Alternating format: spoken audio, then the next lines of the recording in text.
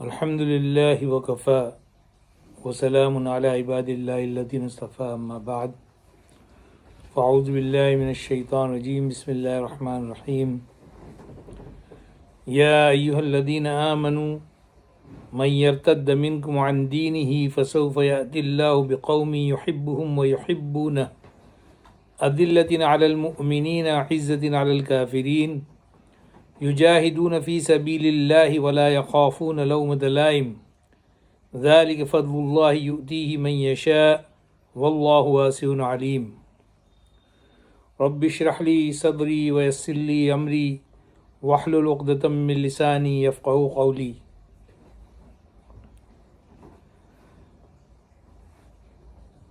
اس موضوع پر مجھ جیسے کم علم اور بے وضاحت کے لیے کچھ بولنا عجیب سا لگ رہا ہے، مگر حقیقت یہ ہے کہ اس قدر کھلے معاملات پر بھی کچھ لوگ اپنی چرب زبانی اور چابک دستی سے پردے ڈالنے کی کوشش کر رہے ہیں اور عوام کے ذہنوں میں الجھن اور خلش پیدا کر رہے ہیں، اور در حقیقت اس امت کے لیے ایک گڑھا جو تیار کیا گیا ہے اس میں ڈھکیلنے میں کفر کی مددگار ثابت ہو رہے ہیں۔ اس لیے ضروری ہے کہ اس معاملے کو قرآن و سنت کی روشنی میں سمجھا جائے اور اس تعلق سے جو غلط فہمیاں پیدا کی جا رہی ہیں ان کو رفع کیا جائے، کیونکہ اس کا راست تعلق ایمان سے ہے۔ اس معاملے میں غلطی کرنا دراصل اپنی جان اور اپنے مال ہی سے نہیں بلکہ اپنے ایمان سے دستبرداری کا پیش خیمہ ثابت ہو سکتا ہے۔ میں نے جو ابھی آیت تلاوت کی ہے اس سورہ مائدہ کی آیت نمبر 54 میں ہے، اس میں اللہ تعالیٰ نے بہت واضح طور سے فرمایا ہے کہ اے ایمان والو، تم میں سے جو کوئی بھی اپنے دین سے پھر جائے تو پھر جائے، اللہ کو اس سے کوئی فرق نہیں پڑے گا، کیونکہ اللہ تعالیٰ ان قریب ایسے لوگوں کو اٹھائے گا جن سے وہ محبت کرے گا اور وہ اس سے محبت کریں گے۔ وہ مومنین کے لیے نرم ہوں گے، کفار کے لیے سخت ہوں گے، اللہ کے راستے میں جہاد کریں گے اور کسی ملامت کرنے والے کی ملامت کی پرواہ نہیں کریں گے۔ یہ اللہ کا فضل ہے، جسے چاہتا ہے وہ دیتا ہے، اور اللہ تعالیٰ واسع علیم ہے، اس کا علم ہمگیر ہے، ہر چیز پر اس کی وسعت نگاہ ہے اور کوئی چیز اس سے مخفی نہیں ہے۔ یہاں جس ارتداد کا ذکر کیا گیا ہے وہ اس ارتداد سے مختلف محسوس ہوتا ہے جس میں آدمی دین میں کسی ایسے کفر کا ارتکاب کر لے جس کے بعد اس کا ایمان باقی نہ رہے، جس کی سزا دنیا میں قتل ہے، آخرت میں جہنم ہے۔ اور ایک جگہ اللہ تعالیٰ نے بہت واضح طور سے کفر کی طاقتوں کا جو موٹیو ہے، ان کا جو مطمع نظر ہے، ان کا جو گول ہے، اس کو بیان فرماتے ہوئے کہا ہے کہ وَلَا يَزَالُونَ يُقَاتِلُونَكُمْ حَتَّى يَرُدُّوكُمْ عَنْ دِينِهِمْ إِنِ اسْتَطَاعُوا وَلَا يَزَالُونَ يُقَاتِلُونَكُمْ حَتَّى يَرُدُّوكُمْ عَنْ دِينِكُمْ إِنِ اسْتَطَاعُوا وَمَن يَرْتَدِدْ مِنكُمْ عَنْ دِينِهِ فَيَمُتْ وَهُوَ كَافِرٌ فَأُولَٰئِكَ حَبِطَتْ أَعْمَالُهُمْ فِي الدُّنْيَا وَالْآخِرَةِ وَأُولَٰئِكَ أَصْحَابُ النَّارِ هُمْ فِيهَا خَالِدُونَ۔ کہ یہ کافر جو ہیں، مشرک ہیں، جو اللہ کے دشمن ہیں، یہ تمہارا قتل عام کرتے رہیں گے، تمہارا جینوسائیڈ کرتے رہیں گے، تمہیں گاجر مولی کی طرح کاٹتے رہیں گے، یہاں تک کہ تم خوف کے مارے اپنے دین سے پھر جاؤ۔ تو اگر کوئی اس جینوسائیڈ، اس قتل عام، مسلسل جنگ مسلسل مصیبتوں اور پریشانیوں کی وجہ سے اپنے دین سے پھر جائے گا تو اس کے سارے اعمال حبط ہو جائیں گے، اور اگر وہ کفر کی حالت میں مرا تو وہ جہنم کا ایندھن بنے گا۔ بہت واضح انداز میں اللہ تعالیٰ نے یہ بات کہی ہے۔ ایسے ایک جگہ فرمایا ان الذین توفاهم الملائکۃ ظالمی انفسہم قالوا فیما کنتم قالوا کنا مستضعفین فی الارض قالوا الم تکن ارض اللہ واسعۃ فتہاجروا فیہا فاولئک مأواہم جہنم وساءت مصیرا۔ جن لوگوں کی جانیں فرشتے قبض کرنے آئیں گے اور دیکھیں گے کہ وہ کہیں سے بھی ایمان والے نہیں محسوس ہوتے ہیں تو ان سے کہیں گے یہ کیا حالت بنا رکھی تھی؟ کہیں گے ہم زمین میں کمزور تھے۔ تو فرشتے کہیں گے کیا زمین میں اور جگہ نہیں تھی جہاں ہجرت کر جاتے؟ یہ وہ لوگ ہیں جن کا ٹھکانہ جہنم ہے۔ ایمان سے پھرنے کے لیے کمزوری کو اللہ تعالیٰ نے کہیں بھی عذر نہیں رکھا ہے۔ کتنا بھی کمزور انسان ہو، اگر وہ ایمان سے پھر جاتا ہے، مرتد ہو جاتا ہے اور اسی حالت میں اس کی موت ہو جاتی ہے تو کمزوری جو ہے اس کے لیے عذاب جہنم کا باعث بن جائے گی۔ متعدد آیات ایسی ہیں، لیکن یہاں پر جو ارتداد کے بارے میں اللہ تعالیٰ نے کہا ہے کہ تم میں سے جو کوئی مرتد ہو جائے گا اللہ کو اس کی کوئی پرواہ نہیں ہے، اللہ کوئی دوسری قوم لے آئے گا۔ یعنی اسی دنیا کے اندر اللہ تعالیٰ نے ایک پہلو پیش کیا ہے کہ اب جو لوگ مرتد ہیں ان کو اس مقام سے ہٹا کر کے جس پر وہ فائز تھے دوسرے لوگوں کو اللہ تعالیٰ لائے گا، جیسا کہ اللہ تعالیٰ کی سنت ہے۔ یہودی اللہ کے بہت محبوب تھے، لیکن جب انہوں نے اللہ سے بغاوت کی، اللہ کے علاوہ دوسرے خداؤں کی پرستش کی، اللہ کی حرام کردہ چیزوں کو حلال کر لیا اور لوگوں کی جان و مال و عزت و آبرو کے دشمن بن گئے تو اللہ تعالیٰ نے ان کو اس مقام سے ہٹا دیا۔ حضرت عیسیٰ علیہ السلام کو برپا کیا، پھر ان کی قوم نے بھی وہی روش اپنائی یہود کی، تو اللہ تعالیٰ نے مسلمانوں کو برپا کیا۔ اب اگر مسلمان بھی وہی روش اپناتے ہیں تو اللہ تعالیٰ کسی اور کو برپا کر سکتا ہے۔ البتہ یہاں فرق یہ ہے کہ امت محمدیہ کے بعد اب کوئی امت نہیں ہے، اور اسلام 1400 سال تک بلا شرکت غیر اس دنیا کے اوپر حکمراں رہا۔ کوئی قوم اتنے طویل عرصے تک دنیا پر حکمراں نہیں رہی، لیکن جب خلافت کا شیرازہ بکھرنے لگا تو وہ ارتداد پیدا ہوا جس کی طرف یہاں اشارہ ہے۔ وہ ارتداد کیا ہے؟ اس آیت سے پہلے رکوع کے شروع میں جو اللہ تعالیٰ نے فرمایا ہے کہ اے ایمان والو یہود و نصارہ کو اپنا ولی مت بناؤ، دوست مت بناؤ۔ اس سلسلے کی بے شمار آیات ہیں، انشاءاللہ کسی اور مجلس میں اس پر بھی روشنی ڈالی جائے گی، لیکن واضح طور سے کہا گیا ان کو دوست مت بناؤ، وہ آپس میں ایک دوسرے کے دوست ہیں، حالانکہ انتہائی سخت قسم کی دشمنی ہے ان کے درمیان،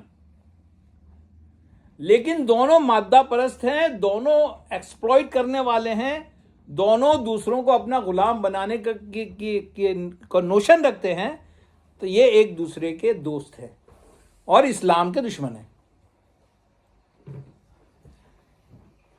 ان کو اپنا دوست مت بناؤ، وَمَن يَتَوَلَّهُ مِنكُمْ فَإِنَّهُ مِنْهُمْ، اور جو ان کو اپنا دوست بنائے گا وہ چاہے ایمان والا ہو، چاہے نمازیں پڑھتا ہو، چاہے روزے رکھتا ہو، لیکن وہ انہی میں سے گنا جائے گا۔ اور ظاہر ہے یہود و نصارہ اللہ کے دشمن ہیں۔ یا ایھا الذین آمنوا لا تتولوا قوما غضب اللہ علیہم، ان سے پینگے مت بڑھاؤ جن پر اللہ کا غضب نازل ہوا ہے۔ پھر یہ ان سے پینگے کیوں بڑھاتے ہیں؟ اتنا سب کہنے کے باوجود، اتنی سب تاکید کے باوجود یہ ان سے پینگے کیوں بڑھاتے ہیں؟ فَتَرَى الَّذِينَ فِي قُلُوبِهِم مَّرَضٌ يُسَارِعُونَ فِيهِمْ يَقُولُونَ نَخْشَىٰ أَن تُصِيبَنَا دَائِرَةٌ، جن کے دلوں میں مرض ہے، نفاق ہے، اللہ پر جن کا ایمان مضبوط نہیں ہے، وہ ان کے دولت سے، ان کی طاقت سے خوفزدہ ہو کر کے ان کو دوست بناتے ہیں، اور یہی تو شرک ہے۔ اللہ کے علاوہ کسی کو نفع پہنچانے والا یا نقصان پہنچانے والا سمجھنا، اس سے بڑا شرک کیا ہے؟ لیکن یہاں جس چیز کی طرف اشارہ ہے وہ ہے سیاسی شرک، سیاسی ارتداد، فکری ارتداد۔ اللہ تعالیٰ تو مسلمان کو یہ چاہتا ہے کہ مسلمان اکیلا بھی ہو، تنہا بھی ہو، تو اللہ کی کبریائی بلند کرے۔ اور یہاں تو پوری کی پوری قوم خوف کے موت سے بھاگی جا رہی ہے۔ اللہ تعالیٰ کہتا ہے موتو فقال اللہ لہم موتو، مر جاؤ، ثم احیاہم، پھر ان کو جو ہے زندہ کیا۔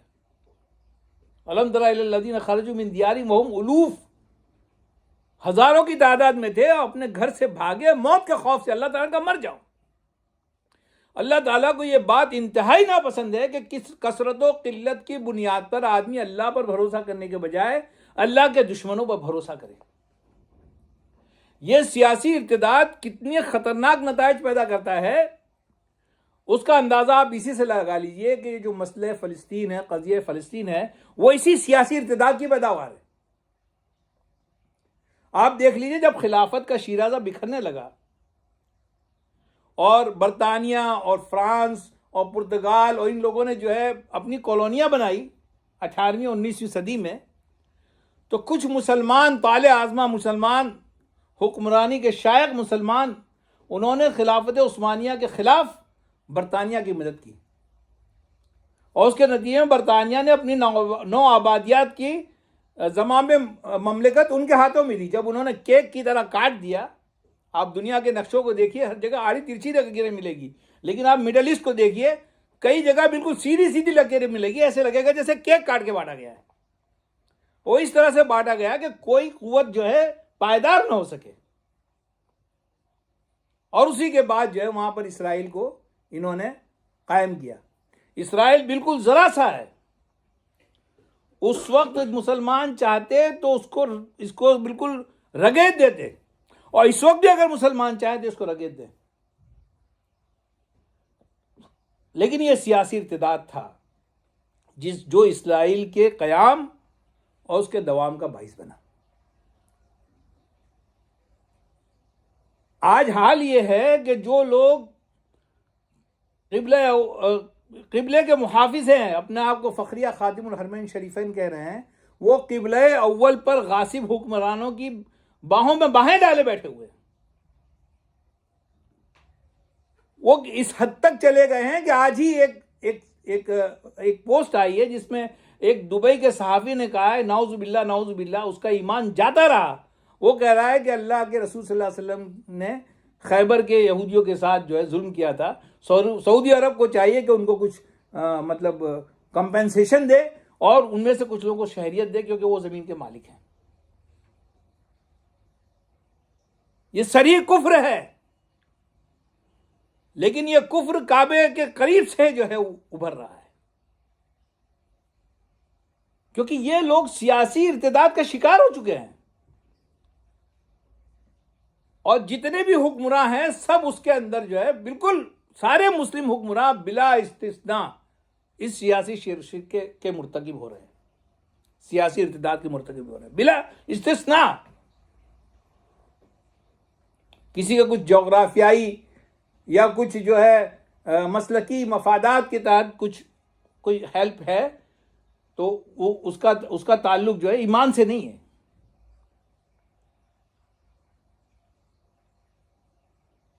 اللہ تعالیٰ کہہ رہا ہے کہ جیسے سورج کے روشنی کے لیے اللہ نے پیدا کیا ہے، اگر یہ سورج نہیں ہوگا اللہ تعالیٰ کوئی دوسرا سورج بنا دے گا، لیکن سورج کو یہ اختیار دیا ہی نہیں گیا ہے، زمین کو اختیار نہیں دیا گیا اللہ سے بغاوت کا، انسان کو یہ اختیار دیا گیا اللہ تعالیٰ کہ اگر تم نے بغاوت کی روش اختیار کی تو میں تمہیں ریپلیس کر دوں گا۔ لیکن اللہ تعالیٰ کا ریپلیسمنٹ ایسا نہیں ہوتا کہ جیسے کسی نے بغاوت کی فوراً اس کو ریپلیس کر دیا گیا، وہ ٹائم دیتا ہے بغاوت کرنے والے کو بھی، اور قربانیاں لیتا ہے ان سے جن کو ریپلیس کرتا ہے۔ جتنے بھی انبیاء آئے، جتنی بھی نئی قومیں آئی، جتنے بھی لوگوں کو اللہ تعالیٰ نے زمین پر اپنا نمائندہ منتخب کیا، ان کو آزمایا گیا۔ بھرا پڑا ہے قرآن اس سے، ام حسبتم ان تدخلوا الجنہ وَلَمَّا يَأْتِكُم مَثَلُ الَّذِينَ خَلَوْا مِن قَبْلِكُم مَسَّتْهُمُ الْبَأْسَاءُ وَالضَّرَّاءُ وَزُلْزِلُوا حَتَّى يَقُولَ الرَّسُولُ وَالَّذِينَ مَعَهُ مَتَىٰ نَصْرُ اللَّهِ۔ کیا تم نے یہ سمجھ رکھا ہے کہ تم جنتوں میں ایسے ہی داخل ہو جاؤ گے؟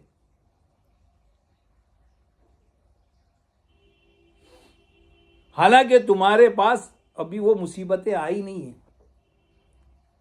وہ پریشانیاں آئی نہیں ہیں، وہ جنگیں آئی نہیں ہیں جو تم سے پہلے لوگوں پہ آئی تھی، اور ایسی ویسی زلزلو ہلا مارے گئے تھے، ہلا مارے گئے تھے، ان کے کلیجے جو ہے دل میں آ کے اٹک گئے تھے، یہاں تک کہ اہل ایمان تو اہل ایمان رسول جو انتہائی صابر ہوتے ہیں وہ بھی پکار اٹھے، اللہ بھیج اپنی مدد۔ کب آئے گی اللہ کی مدد؟ جب اس موقع پہ پہنچ جاتا ہے، اس مقام پہ پہنچ جاتا ہے معاملہ کہ آدمی ہر طرف سے گھرا ہوا ہے، ہر طرف سے مارا جا رہا ہے، ہر طرف سے پس رہا ہے، سارے اسباب بھی دنیاوی اسباب کٹ چکے ہیں، ختم ہو چکے ہیں، اور بڑے سے بڑا ایمان والا بھی کہتا ہے اللہ پاک اب مدد بھیج دیجیے، اللہ کی مدد پھر آ جاتی ہے۔ شرط یہ ہے کہ اس وقت بھی ایمان پر قائم ہو، اللہ کے علاوہ کسی اور کا کس کی مدد نہ چاہے۔ ام حسبتم ان تترکوا، کیا سمجھتے ہو کہ اللہ تم ایمان کا دعویٰ کرو اللہ تعالیٰ ایسے ہی چھوڑ دے گا؟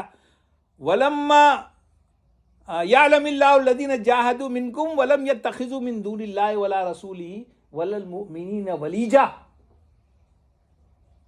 تم سمجھتے ہو کہ تم ایسے ہی چھوڑ دیے جاؤ گے دعویٰ ایمان کے ساتھ؟ حالانکہ ابھی اللہ کو تو یہ پتہ ہی نہیں چلا، اللہ نے تو ابھی تمہیں دیکھا ہی نہیں کہ کون ہے جو تم میں سے اس کی راہ میں جہاد کرتا ہے، اور اللہ اس کے رسول اور مومنین کے علاوہ کسی کو اپنی پناہ گاہ نہیں بناتا، کسی کو اپنا وسیلہ نہیں بناتا، کسی کے ساتھ اپنے میل جول نہیں بڑھاتا، اس کی پینگے نہیں، اس کے ساتھ پینگے نہیں بڑھاتا۔ اتنے واضح کانسیپٹ ہے اسلام کا۔ لیکن دیکھیے بدقسمتی کی بات کہ یہود اور نصارہ دونوں مل کر کے چونکہ دنیاوی اسباب کے مالک ہیں، سارے کاروبار ان کے پاس ہیں، وسائل ان کے پاس ہیں، معیشت کی زمام کار ان کے پاس ہے، جب چاہے جس کرنسی کو ڈی ویلیو کر دیں، جب چاہے جس کرنسی کی ویلیو بڑھا دیں، سونے کے انبار ان کے پاس ہیں، انڈسٹریز ان کے پاس ہیں، ٹرانسپورٹیشن ان کے پاس ہے، بم ان کے پاس ہیں، ہتھیار ان کے پاس ہیں، ان کے پاس جو ہے باغات ہیں، ان کے پاس جو ہے بینک ہیں، انشورنس ہیں، ساری قوت ان کے پاس مرکوز ہو کے رہ گئی ہے۔ اللہ کے رسول صادق المصدوق علیہ السلام نے جو کہا تھا کہ دجال آئے گا، اس کے ایک ہاتھ میں روٹیوں ہوگی اور ایک ہاتھ میں پانی ہوگا، اور چونکہ یہود اور ان کے اولیاء نصارہ جن کو مل کر یہ زائنزم بنا ہے، یہی دجال کے مددگار ہوں گے، اس کی فوج کے سپاہی ہوں گے، تو یہ اس کی آمد سے پہلے کا منظرنامہ ہے۔ یہ اس سے آمد سے اللہ تعالیٰ نے ان کو دنیاوی وسائل کے اعتبار سے مالا مال کر دیا ہے، اور اللہ کے رسول صلی اللہ علیہ وسلم صادق المصدوق علیہ السلام نے یہ بھی فرمایا کہ میری امت کے کچھ لوگوں پر ایک وقت ایسا آئے گا کہ ان کے پاس دنیاوی اسباب کے اعتبار سے کچھ نہیں ہوگا، مگر وہ سبحان اللہ الحمدللہ کہیں گے، ان کے پیٹ بھر جائیں گے۔ یہ دنیا آزمائش کی جگہ ہے، اور باطل کو ہمیشہ اللہ نے نواز کے آزمایا ہے، اور ایمان کو ہمیشہ قدرے کم دے کر کے آزمایا گیا ہے کہ اس کے باوجود تم ثبات قدمی کا مظاہرہ کرتے ہو کہ نہیں۔ اب آپ دیکھیے قضیہ یہ اسرائیل بنا ہی اس وقت ہے جب در پردہ مسلم حکمرانوں کی آپس میں ان کے آقا اپنے آقاؤں کے ساتھ ڈیل ہو گئی تھی۔ کچھ نورا کشتی کے لیے 6 روزہ 20 روزہ 30 روزہ جنگیں ہوئی، اور ہار کے بیٹھ گئے. یہ قضیہ فلسطین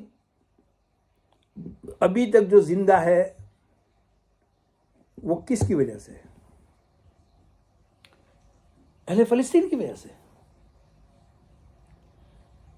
اہل فلسطین نے اول روز سے اسرائیل کے وجود کا انکار کیا. دکھاوے کو تو سب مسلمان حکمرانوں نے انکار کیا تھا، لیکن در پردہ سب جو ہے اس کے ساتھ ملے ہوئے تھے. مصر نے اقدام کیا اور جو نورا کشتی تھی اس کے بعد سب سے پہلے قبول کیا کیمپ ڈیوڈ معاہدے کے تحت، اور باقی بعد میں سب آتے گئے، یہاں تک کہ اب جو کچھ ہو رہا ہے سب کے سامنے، کچھ بتانے کی ضرورت نہیں ہے. سعودی عرب تک سے کہا جا رہا ہے کہ وہ، اور سعودی عرب اسرائیل کی مدد سے ایک دجالی شہر نیوم بسا رہا ہے جو بالکل غازہ پٹی کے بالکل قریب ہے. یہ لوگ کہہ رہے ہیں ہیومینیٹیرین ایڈ کھانا پینا اور کپڑا نہیں ہے. یہ تو انسان کی اینیمل نیسیسٹیز ہیں. ایک جاندار ہونے کی حیثیت سے جو جانوروں کے تقاضے ہوتے ہیں وہ تقاضے ہیں. ہیومینٹی تو انسان کی ڈگنیٹی میں ہے، اس کے حقوق میں ہے. وہ غلام بن کر نہ رہے اس میں ہے، کوئی اس کی زمینوں پر قبضہ نہ جمائے اس میں ہے. ہیومینیٹیرین ایڈ یہ ہے کہ اہل فلسطین کی ایسی مدد کی جائے کہ اسرائیل جو مقبوضہ زمین ہے اس کو چھوڑ کے بھاگنے پر مجبور ہو جائے. یہ ہے ہیومینیٹیرین ایڈ. لیکن انہوں نے اصطلاحیں بھی نئی گڑھ لی ہیں، ان کے معنی بھی اپنے حساب سے طے کرتے ہیں. پروپیگنڈا مشینری ان کے پاس ہے. UN جس نے 300 سے زیادہ قراردادیں اسرائیل کے خلاف پاس کی ہے، لیکن کوئی اقدام نہیں کیا، کیونکہ UN ہی کے ذریعے جو ہے اسرائیل کو وجود میں لایا گیا تھا. مگر یہ دھوکہ دینے کے لیے دجل یہ دجالیت کا مرکز ہے. دھوکہ دینے کے لیے جو ہے یہ 300 قراردادیں پاس کی گئی ہے. ابھی پوتین کے خلاف انہوں نے اس کو جو ہے مجرم بھی قرار دے دیا، اس کے خلاف نوٹس بھی نکال دیا، لیکن اسرائیل کے خلاف کسی طرح کا کوئی اقدام نہیں کیا گیا. اب ایک مسکنسیپشن جو یہ لوگ پھیلا رہے ہیں، میں بہت تفصیل سے نہیں جا سکتا، لیکن میرے نزدیک فلسطینی ایک چوزن قوم ہے. اللہ تعالیٰ نے اس کو منتخب کیا ہے. کس لیے؟ اقصیٰ کے لیے. فلسطین جو ہے وہ ارض الانبیاء ہے.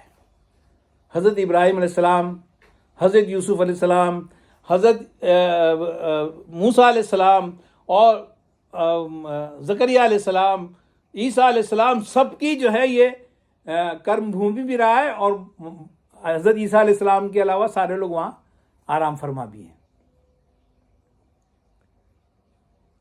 اللہ تعالیٰ اس کو دشمنوں کے قبضے میں کیسے جانے دے سکتا تھا؟ وَلَا يَحْسَبَنَّ اللَّهَ غَافِلًا عَمَّا يَعْمَلُ الظَّالِمُونَ. اللہ تعالیٰ کو غافل مت سمجھو، وہ ڈھیل تو دیتا ہے. 75 سال ہو گئے اور اسرائیل پہلے روز سے مالا مال ہے، لیکن اللہ تعالیٰ نے فلسطینیوں کے صورت میں ایک ایسی قوم پیدا کر دی جن کی رگ رگ میں ریزسٹنس بھرا ہوا ہے. انہوں نے پتھروں سے مقابلہ کیا، انہوں نے ڈنڈوں سے مقابلہ کیا، انہوں نے جلوس نکالے، انہوں نے جنازے اٹھائے، انہوں نے جیلوں کو بھرا، انہوں نے اپنے گھر بار کو چھوڑا. پورے اسرائیل میں یہ بسے ہوئے تھے. یہ غزہ میں جو لوگ ہیں، یہ آج لوگ کہہ رہے ہیں ان کا گھر بار چھوٹ گیا. ان کا گھر بار تو 75 سال سے چھوٹا ہوا ہے. یہ انہی کی اولاد ہے. انہوں نے اس کو ایک نیشنل تحریک بنانے کی کوشش کی، لیکن فلسطین نے کبھی اپنی اسلامی شناخت کو مٹنے نہیں دیا. اسلامی شناخت کو خراب کرنے کے لیے انہوں نے اوسلو معاہدہ کیا، جس میں ایک طبقے نے اسرائیل کو قبول کر لیا تاکہ ایک فلسطین ان کو آزاد مل جائے، لیکن وہ صرف ایک دھوکہ تھا. جب انتفاضہ ایک پیروں سے معذور شخص نے انتفاضہ پیدا کیا تو ڈر گئے. یہ بزدل قوم ہے، یہ مرنے سے ڈرتے ہیں. ان کی بزدلی کی سب سے بڑی مثال یہ ہے کہ یہ جو ہے نہتے شہریوں کے بمباری کر رہے ہیں. حماس کا تو یہ کچھ دکھانے لائق بھی نقصان نہیں کر سکے، بتا سکے کہ ہم نے حماس کو یہ نقصان پہنچا دیا. پروپیگنڈا کرنے کی کوشش کر رہے ہیں، یہ بتانے کی کوشش کر رہے ہیں. اب ایک صاحب جو کل میں ان کے پروگرام میں شریک تھا، علی گڑھ سے سیاسیات کے ماہر جو سمجھے جاتے ہیں، وہ کہنے لگے حماس کے پاس ہے کیا؟ اسرائیل کے پاس اپاچی ہیلی کاپٹر ہے، مکراوا ٹینک ہے، ہوائی جہاز ہے، اے آئی ہے، ڈرون ہے، یہ ہے وہ ہے. حماس کے پاس کیا ہے؟ میں نے کہا طالبان کے پاس کیا تھا؟ افغانستان کے پاس کیا تھا؟ ایک صاحب جو جامعہ ملیہ میں پروفیسر ہیں، وہ کہنے لگے لیکن یاسین بھائی اتنے لوگ مر رہے ہیں. کتنے لوگ مر رہے ہیں؟ کتنے لوگ مر رہے ہیں؟ 20,000 25,000 شہید ہو گئے. ہمیں افسوس ہے، لیکن یہ سب شہید ہیں، ان کو مردہ کہنا بھی حرام ہے. مگر آپ دنیا کی تاریخ تو اٹھا کے دیکھنا چھوڑ دیجئے، قریب کی تاریخ دیکھیے. افغانستان نے جو آزادی حاصل کی ہے، کتنے 30 لاکھ سے زائد شہادتیں پیش کی انہوں نے. 30 لاکھ سے زائد.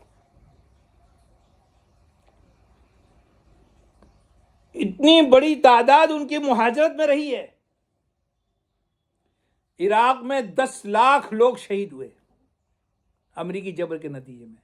سیریا میں 10 لاکھ لوگ سے زیادہ مارے جا چکے ہیں. 19ویں اور 20ویں صدی میں کمیونزم نے ہر کروڑ مسلمانوں کو مارا تھا. اور مسلمانوں کی بات تو چھوڑیے، یہ جو 2 جنگیں عظیم ہوئی ہیں، 2 جنگیں عظیم، وہ ایشیا میں نہیں ہوئی، افریقہ میں نہیں ہوئی، یورپ میں ہوئی ہے. گوری چمڑی اور نیلی آنکھوں والوں کے درمیان ہوئی ہے. اس میں ایک اندازے کے مطابق 7 کروڑ لوگ مارے گئے. 7 کروڑ لوگ.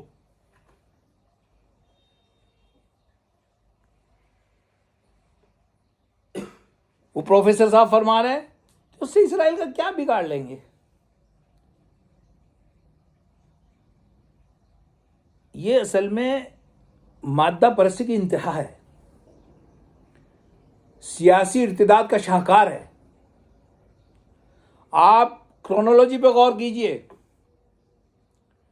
کس طرح سے اوسلو معاہدے کے بعد مختلف طریقے سے انہوں نے کوشش کی کہ قضیہ فلسطین کو ہمیشہ کے لیے ختم کر دیا جائے.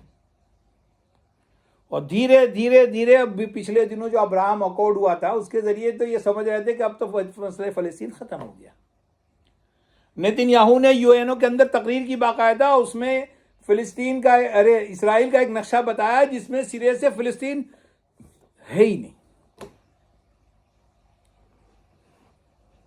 حماس کے ایک اقدام نے دنیا کے اندر پوری صورتحال کو تبدیل کر دیا. مسئلہ فلسطین کے تعلق سے اپنے غیروں کا اتنا سپورٹ کبھی نہیں ملا. اور امریکہ تک میں یہ نعرے لگے، from the river to the sea Palestine will be free. ایک شخص ایسا نہیں تیار ہوا جو کہ حماس کی مذمت کرے. کوئی ایک قرارداد حماس کے خلاف نہیں پاس ہو سکی. اور شروع سے میرا موقف رہا ہے، اگر آپ قضیہ فلسطین کی حمایت کرتے ہیں اور حماس کی حمایت نہیں کرتے تو یا تو آپ اگنورنٹ ہیں، جاہل ہیں، یا پھر آپ انتہا درجے کے منافق ہیں. حماس کی وجہ سے ہی قضیہ فلسطین اتنا ہائی لائٹ ہوا ہے. حماس کی وجہ سے ہی اسرائیل جو کبھی ناقابل تسخیر سمجھا جاتا تھا، آج پوری دنیا میں جتنے پازیٹیو تھنکنگ لوگ ہیں وہ کہہ رہے ہیں کہ اسرائیل کی شکست ہو گئی. خود نیتن یاہو اور اس کا بڑا بھائی بائیڈن کھل کے کہہ رہے تھے کہ سیز فائر کا مطلب ہم حماس کو سرنڈر کر دیں گے. وہ سیز فائر انہوں نے کر لیا. اسی لیے تو کیا کہ ان کی گولانی یونٹ تک کو واپس بلانا پڑا ان کو. IDF اسرائیلی ڈائپر فورس کے نام سے جانی جانے لگی. مکراوا ٹینک ان کے دھڑا دھڑ تباہ ہونے لگے. انہوں نے انتہائی بزدلانہ انداز میں ہاسپٹلز کو نشانہ بنایا، اسکول کو نشانہ بنایا، گھروں کو نشانہ بنایا، اور ان کا مقصد تھا سب کچھ فلیٹن کر دینے کا. اور دوسری طرف ہیکل سلیمانی کی تیاری تھی پوری. اسی کو دیکھتے ہوئے حماس نے یہ حملہ کیا اور ان کے سارے اس کو ایکسپوز کیا، اور نتیجے میں انشاءاللہ نہ یہ ہیکل سلیمانی بنا پائیں گے اور نہ ہی غزہ کو یا فلسطین کو جو ہے فلسطینیوں سے خالی کرنے میں کامیاب ہوں گے. یہ ایک ایسی چنگاری ہے جو پورے علاقے کو اپنی لپیٹ میں لے لے گی. جو کچھ یمن میں ہو رہا ہے اس سے ان کی جو ہے ان کے ہوش اڑے ہوئے ہیں، حالانکہ وہ بہت ہلکے پیمانے پر ہے. اسرائیل کے علاوہ آس پاس پوری جو ہے قوم، عرب اور مسلمان قومیں اور قبلہ اول سے والہانہ تعلق رکھتی ہے. وہ یہ جو سیاسی بندشیں ان کے اوپر لگی ہوئی ہے، ان کے جو بادشاہ ہیں، ان کے جو حکمراں ہیں، جو شریف مکہ کی اولاد ہے، جو آل سعود ہیں، یہ جو برطانیہ کے پروردہ لوگ ہیں، یہ اپنے عوام کی آواز کو کتنی دیر تک دبا سکیں گے؟ عرب اسپرنگ جو اٹھا تھا وہ کیا تھا؟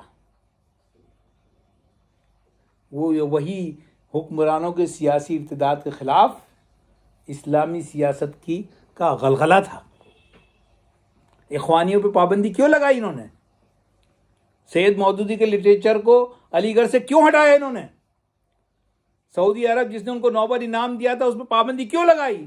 اس لیے کہ انہوں نے توحید کے حقیقی رخ یعنی اسلامی سیاست کو مبرہن کیا، دلائل کے ساتھ.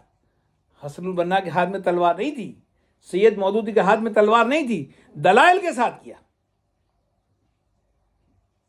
اور وہ جو خوبیاں اللہ تعالیٰ نے یہاں اس قوم کو جس سے اللہ محبت کرتا ہے گنوائی ہیں، آپ فلسطینیوں میں اتم درجے میں پائیں گے. اتنی مشکلات، اتنی پریشانیوں کے باوجود انہوں نے کسی اسلام دشمن سے ہاتھ نہیں ملایا. اس سے بڑا ثبوت کیا ہوگا؟ سارے اسلام دشمن اسرائیل کی چھتر چھایا میں اور وہ اسرائیل کو اپنا دشمن قرار دے رہے. اس سے بڑا ثبوت کیا چاہیے آپ کو؟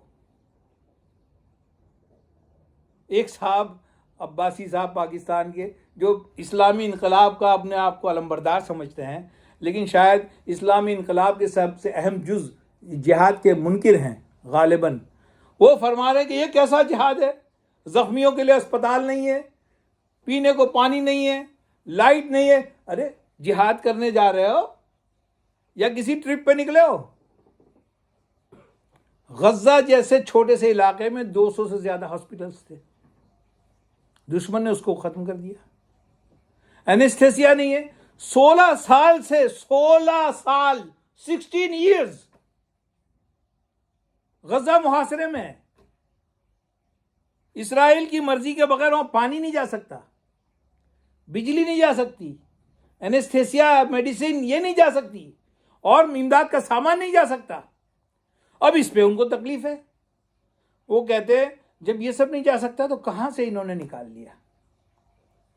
یہ حضرت ابو بکر کی اولاد میں سے ہے، ان کے پیروکار میں سے ہے. شیرینی کھانے کا دل چاہا، اہلیہ سے ذکر کیا، اہلیہ نے کچھ دن کے بعد شیرینی کھلا دی. کہا بیگم یہ شیرینی کہاں سے آ گئی؟ میرے وظیفے میں تو اس کی گنجائش نہیں ہے. تو بیگم نے کہا کہ میں نے اس میں سے کچھ کاٹ کے بچا کے اس کا سامان کیا. کہا اس کا مطلب یہ میری ضرورت سے زیادہ کا ہے. اہل فلسطین نے ان کو جو مدد پہنچی وہ عیاشیوں میں نہیں اڑائی، شادیوں میں نہیں اڑائی، بے فضول دعوتوں میں نہیں اڑائی، سونا چاندی میں نہیں اڑائی. بچوں کو تعلیم دی، غزہ کے اندر ایک بہترین یونیورسٹی ہے، اتنی شاندار یونیورسٹی ہے کہ عام دوسرے ممالک میں، عرب ممالک میں اس کی مثال نہیں ملے گی۔ عربوں میں سب سے زیادہ پڑھے لکھے لوگ فلسطینی ہیں، پوری دنیا کے اندر یہ پھیلے ہوئے ہیں، لیکن جہاں بھی گئے انہوں نے جو ہے اقصیٰ کو نہیں بھولا ہے۔ یہ جو 7 اکتوبر کو جو ایک چنگاری ہوئی تھی، اس کا نام انہوں نے کیا رکھا؟ طوفان الاقصیٰ۔ طوفان الاقصیٰ، انہوں نے ایک اسٹریٹجی کے تحت فلسطینی کو اپنا مطلب کام، اپنا جو ہے میدان عمل بنایا تاکہ دوسرے لوگوں پہ اس کی آنچ نہ آئے، لیکن اہل فلسطین اہل اسلام کی جنگ لڑ رہے ہیں، اور یہ جنگ وہ کسی جمہوری، قانونی، عدالتی ذرائع سے نہیں لڑ رہے ہیں۔ جن لوگوں نے اپنے فرائض کو نبھانے کے بجائے، قربانیاں دینے کے بجائے، ریزسٹنس کے بجائے، اللہ کے دشمنوں کے خلاف کھڑے ہونے کے بجائے اپنے معاملات سیاستدانوں پہ چھوڑے، کافرانہ سیاست کے حاملوں پہ چھوڑے، عدالتوں پہ چھوڑے، انہوں نے دیکھا کہ اللہ کی مسجدیں گرا دی گئی، وہاں بت خانے بن گئے، وہاں بت خانے بن گئے۔ پھر بھی غلامی نے ان کے دلوں کو ایسا سڑا دیا ہے کہ اب جو دوسری مساجد پہ حملے ہو رہے ہیں اس کے بارے میں کہہ رہے ہیں ہم قانونی لڑائی لڑیں گے۔ کس قانون کی لڑائی لڑو گے؟ اس قانون کی، اس عدالت کی جو کہتا ہے وہاں مندر نہیں گرایا گیا، جو کہتا ہے وہاں شروع دن سے مسجد تھی، جو کہتا ہے وہاں نمازیں ہوتی رہی تھی، سب کچھ کہنے کے باوجود وہ بت خانے کے حوالے کر دیا۔ حماس نے، اس چھوٹے سے گروپ نے اس بڑی حقیقت کو واضح کر دیا ہے کہ اللہ تعالیٰ نے اپنے دشمنوں کے لیے جو طریقہ تجویز کیا ہے اس کے علاوہ اور کسی طریقے سے آپ سروائیو بھی نہیں کر سکتے، آپ سروائیو بھی نہیں کر سکتے۔ حماس کے اس حملے نے پوری دنیا کے اندر مسلمانوں کے اندر ایک حوصلہ پیدا کر دیا کہ مومن ہے تو بے تیغ بھی لڑتا ہے سپاہی۔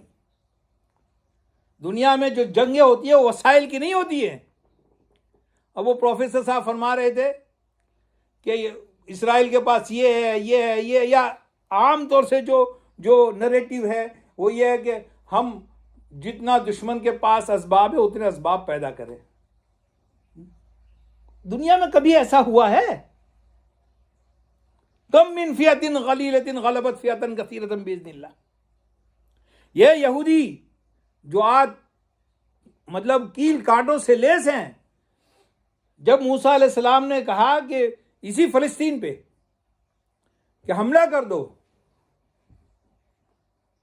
اس پہ حملہ کر دو، قد کتب اللہ لکم یا قوم ادخلوا الارض المقدسۃ التی کتب اللہ لکم، اے میری قوم کے لوگوں اس مقدس سرزمین میں گھس جاؤ جس کو اللہ نے تمہارے لکھ دیا ہے۔ قالوا یا موسیٰ ان فیہا قوما جبارین، اے موسیٰ اس کے اندر بہت طاقتور لوگ موجود ہیں، وَإِنَّا لَن نَدْخُلَهَا حَتَّى يَخْرُجُوا مِنْهَا، ہم اس میں نہیں جائیں گے جب تک کہ اسے نکل نہ جائے۔ فَإِن يَخْرُجُوا مِنْهَا فَإِنَّا دَاخِلُونَ، اگر وہ نکل جائیں گے تو ہم جائیں گے۔ پھر دو لوگوں نے جو نیک لوگ تھے ان کو سمجھایا کہ بھئی اللہ نے تمہارے لیے لکھ دیا ہے، تم خالی داخل ہو جاؤ وہ تمہارا ہو جائے گا۔ تو انہوں نے وہ جواب دیا جو تاریخ میں ایک داغ ہے، اذهب انت وربك فقاتلا اننا هنا قاعدون، تم اور تمہارا رب ہے موسیٰ، تم اور تمہارا رب جاؤ اور لڑو، ہم تو یہاں بیٹھے ہیں۔ اللہ کے رسول صلی اللہ علیہ وسلم نے کہا تھا کہ شبرم بشبرن، تم یہود کے نقش قدم پر اور عیسائیوں کے نقش قدم پر چلو گے، بالشت ببالشت۔ اگر وہ کسی گوہ میں گھسے ہوں گے تو تم بھی وہاں گھسو گے۔ آج اکثریت کا نوشن یہ ہو گیا ہے، ان فیہا قوما جبارین، اسرائیل بڑا طاقتور ہے۔ غیرت، عزت، حمیت، یہ طاقت کو نہیں دیکھتی ہے، دشمن کی اس کو نہیں دیکھتی ہے. سب کچھ قربان کر کے بھی اپنے ایمان کی جو حفاظت کرتے ہیں وہی اللہ کے محبوب ہیں، وہی اللہ کے محبوب ہیں. اور انشاءاللہ اللہ تعالیٰ ان کو ضائع نہیں کرے گا. بڑے بڑے ممالک جن کے پاس ٹینک تھے، توپیں تھی، ہوائی جہاز تھے، 6-7 دن میں جنگ ہار گئے. آج الحمدللہ 85 دن ہو گئے. میں نے ان پروفیسر صاحب سے پوچھا کہ یہود کے چند ہزار فوجی مارے گئے اور گھائل ہوئے اور تل ابیب میں آئے دن مظاہرے ہو رہے ہیں، کوئی ایک مظاہرہ حماس کے خلاف فلسطین میں یا فلسطین کے باہر دکھا دو. یہ حق کی آواز ہے، یہ حق کی طاقت ہے. کمزور سے کمزور آدمی بھی جب حق کے لیے استقامت اختیار کرتا ہے تو پھر اللہ کی نصرت آتی ہے. ان الذین قالوا ربنا اللہ ثم استقاموا تتنزل علیہم الملائکہ. جو لوگ کہتے ہیں ہمارا رب اللہ ہے اور پھر اس کو جم جاتے ہیں،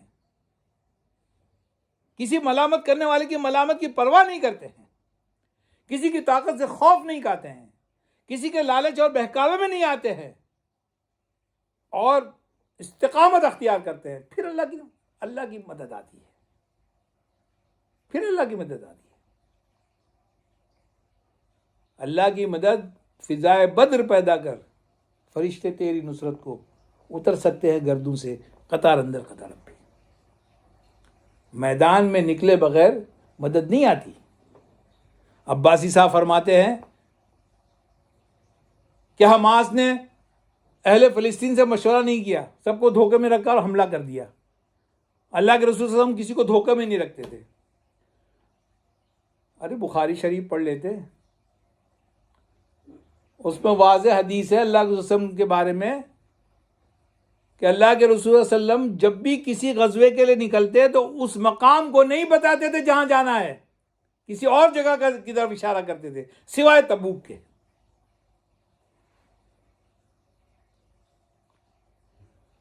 عمر اور ابو بکر رضی اللہ تعالی عنہما کے علاوہ کسی کو پتہ ہی نہیں ہوتا تھا کہ کہاں جا رہے ہیں. خود بدر کی جس کی وہ مثال دے رہے ہیں، اللہ کے رسول صلی اللہ علیہ وسلم نماز پڑھ رہے تھے بدر کے میدان میں اور صحابہ یہ سمجھ رہے تھے کہ قافلہ مقصود ہے ابو سفیان کا. ایک چرواہا مل گیا، وہ آ کے اس کو پوچھنے لگے کہاں ہے ابو سفیان کا قافلہ. تو کہتا تھا مجھے ابو سفیان کا قافلہ پتہ نہیں ہے، لیکن ایک لشکر آ رہا ہے مکہ سے، وہ یہاں ہے فلاں جگہ پر ہے. تو پھر اس کی پٹائی کرتے تھے کہ اچھا بتاتا ہوں. اللہ کے رسول صلی اللہ علیہ وسلم نے سلام پھیری، نماز کے بعد سلام پھیرا اور کہا جب یہ سچ بتاتا ہے تو تم اس کو مارتے ہو اور جب یہ جھوٹ بولتا ہے تو تم چھوڑ دیتے ہو. پھر آپ صلی اللہ علیہ وسلم کھڑے ہوئے اور بتایا کہ یہاں پر فلاں قتل ہوگا، یہاں پر فلاں قتل ہوگا، یہاں پر فلاں قتل ہوگا، یہاں پر فلاں قتل ہوگا. خود اللہ تعالیٰ پر فرماتا ہے اذ یعدکم اللہ احدی الطائفتین انہا لکم وتودون ان غیر ذات الشوکۃ تکون لکم. جب اللہ تعالیٰ نے کہا کہ دونوں میں سے کوئی ایک تمہیں ملے گا اور تم یہ چاہ رہے تھے کہ جو بغیر طاقت والا ہے وہ تمہیں مل جائے. پورا تبصرہ قرآن کے اندر. وہ کہتے ہیں جیسے حماس ایک فرنج گروپ ہے. محترم کہاں ہو آپ؟ حماس ایک حکومت ہے غزہ کی، اس کی منسٹریز ہے، منسٹرز ہیں اس کے، ایجوکیشن سسٹم ہے اس کا. آپ پاکستان میں ہیں، پاکستان کی کتنی فوج کے راز آپ کے پاس ہیں؟ کچھ عقل کے ناخن لیجئے. یہ حقیقی جہاد ہے، آپ اس کو فساد قرار دے رہے. خدا کا خوف کیجئے. صرف اس وجہ سے کہ ہمارے نہتے شہری مر رہے ہیں. تو یہ تو اس زمانے میں اگر بم ہوتے تو وہ بھی وہی صورتحال ہوتی. منافق کیا کہتے تھے؟ ان بیوتنا لعورہ. جناب آپ تو ہمیں یہاں میدان میں لے آئے لیکن ہمارے گھر بے پردہ ہو گئے، کبھی بھی دشمن آئے گا ہمارے بچوں کو مار دے گا.